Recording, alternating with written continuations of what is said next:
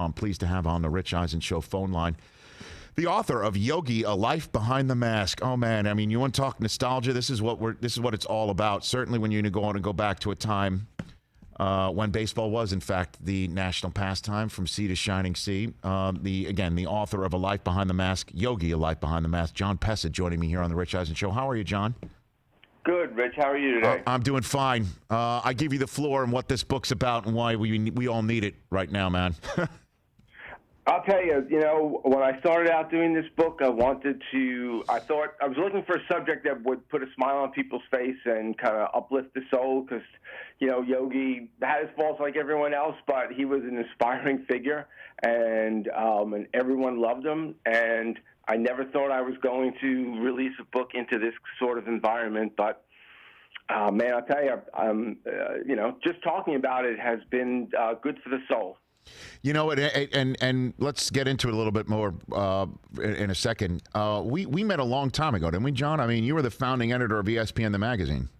Yes, I was one of the founding editors. We met long time ago. You were at ESPN then, and it took us 4 years to get that magazine off the ground, believe it or not. But it was a big success for a long time, so that was a lot of fun. It sure was. I remember the opening night party. John, you remember that? That was a lot of fun. Well, I mean, just who was on the cover of Next, right? The front cover is Kobe. Kobe, Eric Lindros, Cordell Stewart. And A-Rod, right? Yeah. Yeah, we didn't miss by too much on those. No, you didn't. I mean, that was the opening cover of everything. Yeah. Where we were all pegging who was next, and obviously Kobe being one that you definitely didn't miss on. None of them did.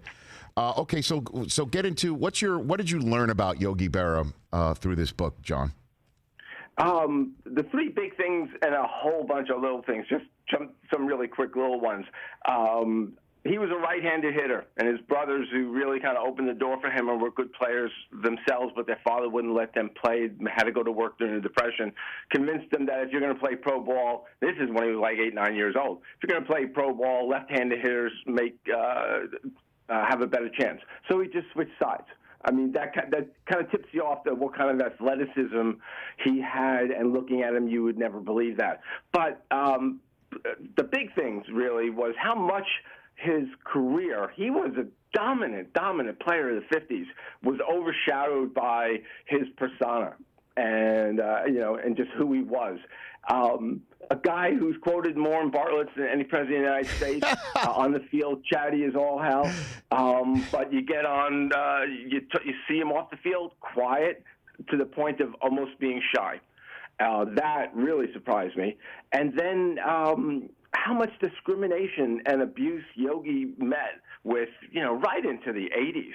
That I had an inkling, but I couldn't believe how overwhelming it was. So those are really the three big things that I learned. He was, 5'7", Yogi?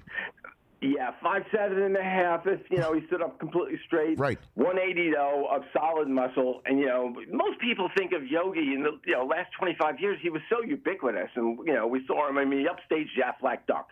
Who does that? And little guy, never would imagine that he was an athlete when he was young. He torso of a guy 6'2", trunk of a guy, legs of a guy who's 5'7" or 5'4". Didn't look like an athlete, which is why Branch Rickey passed on him. But an incredible athlete, really strong, super quick, great arm, fast, that was another thing I learned. He just had everything. And Jon Pessah, the author of Yogi, A Life Behind the Mask, right here on the Rich Eisen Show. And then I grew up in Staten Island in New York City, John, and so Yogi was ubiquitous. I mean, he was absolutely everywhere. And then, obviously, a guy who took the Mets to the World Series as a manager, which was really weird. And for Yankee fans, I mean, there's just no other way to put it. Just weird that he would be not with the Yankees. And then obviously, I'll tell you, interrupt you for a second. Go for it.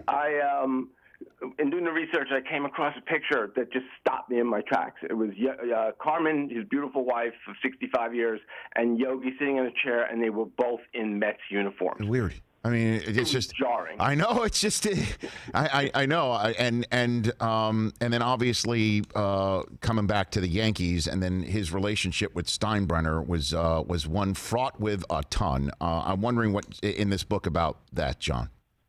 Oh, and I think, and I'm really sometimes you start putting things together when you talk so much about your book. But, as I said, Yogi endured a lifetime of verbal abuse, and amazing that he came out not resentful, but appreciative of everyone's role in the world. And, so the way Steinbrenner fired him and the way he treated people in general offended Yogi, but the way he treated Yogi, that was it. And the thing he loved the most when he looked in the mirror, he saw pinstripes. And to walk away from that team was a huge deal for him. I mean, he always, even in exile, self-imposed, he thought of himself as a Yankee. But, the animosity on his part, which he wasn't like that normally, just kept growing as the years went by. And then they made up. George apologized, and it was a sincere apology. They became best friends. I mean, Yogi could hold a grudge, but when it was over, it was over. Well, I mean, it ain't over till it's over, right? I mean, until the fat lady sings. I do remember when he came back. It was just I don't know why. I was just again, Yogi played before I was born. I just knew what he meant. I knew who he was. I was a big Rizzuto fan because he did the Yankee games, and I knew that they were tight. But when he came back, it meant so much to me. I don't know why it meant so much to me, but it really did when he came back and then was back in the fold. Well, baseball, and I really miss baseball. I mean, it's been in my life since I was 4 years old. Right. I think baseball fans are unique because, I mean, it's not to be blasphemous, but baseball is almost religion. It's just part of the fabric. And, and here's a guy who's walking history. And in 1948, his then manager, Bucky Harris, before he was fired, predicted that Yogi would be the most popular Yankee ever. And, on the Mount Rushmore of Yankees, is Ruth and Gehrig and DiMaggio and Mantle, although I might put Yogi ahead of Mantle at this point, but those are the four. But Yogi was the most beloved. And it was true in 48, and it was true to the day he died. Hey, well, I mean, if you want to talk about winners, I mean, when you talk about Bill Russell in the NBA, you got to talk about Yogi, right? That's the amazing thing. I mean, this guy, 10 World Series titles. I mean, 10. He used to tease Jeter, who had 5, and that's a huge accomplishment, but it's not 10. and in 49 and 53. They win 5 straight World Series. No one ever did it. No one's probably ever going to do it again. And he was the best player on that team. And that's something I think people just completely overlooked about Yogi Berra. I know I did. I mean, it's the tail end of DiMaggio's career. He was hurt and older. He retired at 36 and, bone spurs and all sorts of injuries. Mantle struck out an awful lot and was booed like crazy, which drove him crazy since 51 until he hits a Triple Crown 56. Those 5 years, those 5 straight championships, Yogi Berra is the dominant player on the dominant team in baseball history. And by the way, caught the only perfect game in the history of the World Series, too. I mean, that's amazing. There's a funny little story. Yogi, when Branch Rickey decided not to sign him, Yogi played American Legion ball for 2 years. First time he was ever out of St. Louis, saw the country, saw how good he was, and the team happened to win that season. And their prize was to come to New York City, and they sat down with all the Yankees before the series started. And Yogi, St. Louis tie, the team from St. Louis, and he said he points over at Larson, who had I think he was like 11 and 6 in the season, and says, "See that guy? He changed his mind up. He's going to do something special." And who knew how special that was? That's amazing. Last question for you, Jon Pessah. Again, your book, Yogi, A Life Behind the Mask, is available where all books are sold. The cover's beautiful, and the pictures inside are just a great stroll down memory lane, and the story and the storytelling is remarkable.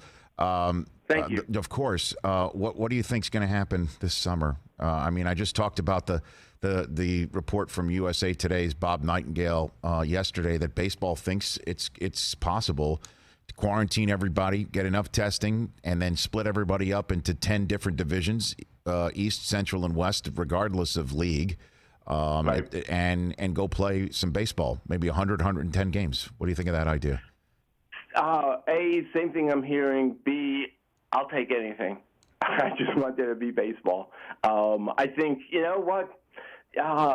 Obviously, life is different. I live on Long Island. We're at the epicenter here. Life is very different. So if baseball has a different format and we just get to see the players, I'm eager to see the changes the Yankees made and other teams made. Right. I'd love it. They do seem determined to do something, and I'm glad they are. Hopefully they can do it and be safe, because this isn't fun. So hopefully they can do it safely, and it would be great to have baseball back. Jon, thanks again for the time. Congrats on the book, and I hope you sell a ton. I hope you get the stories out there. Rich, thanks so much. It's great to reconnect with you. Right back at you. That's Jon Pessah, his book, A Life Behind the Mask, about Yogi Berra, available where all books are sold. Hey, you watched all the way to the end. Thanks for that. Watch more right here.